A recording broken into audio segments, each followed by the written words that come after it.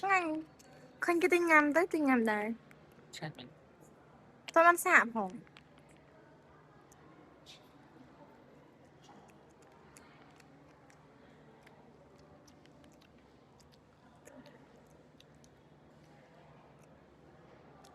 Thấy nhầm đừng.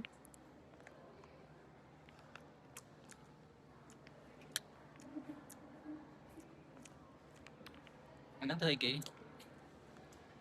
Report polio tới. Report polio. Ủa system sao tao nào? Hôm nay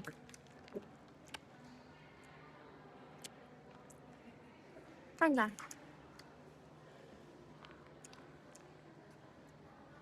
tôi sẽ lại yêu ai hết bòi bột đó. Tôi bạn em toàn mà chẳng đấy mà còn sao được. Tôi vui nhau mà đòn ấy.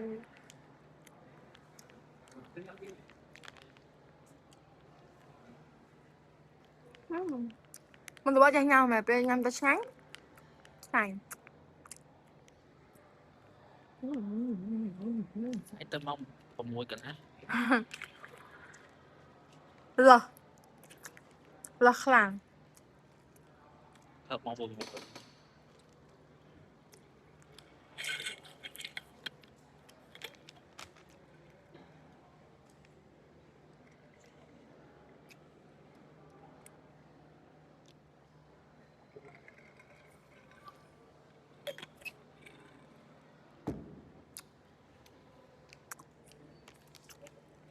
À.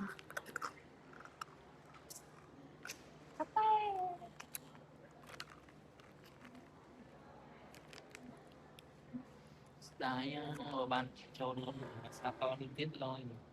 Nó cũng sao to. Tôiยัง khai jenis mak cara nengkang ha. Kita stop.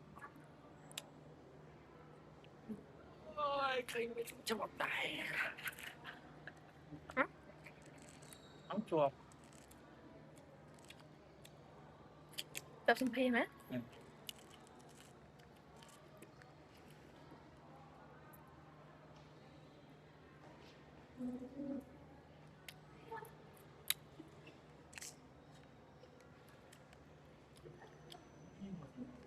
Hả? Anh kêu mà. Không có gì đâu dư mà.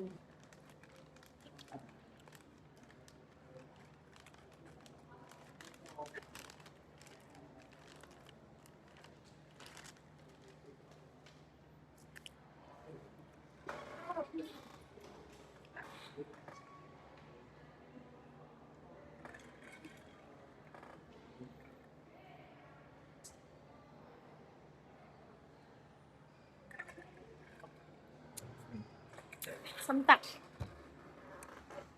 Bye bye.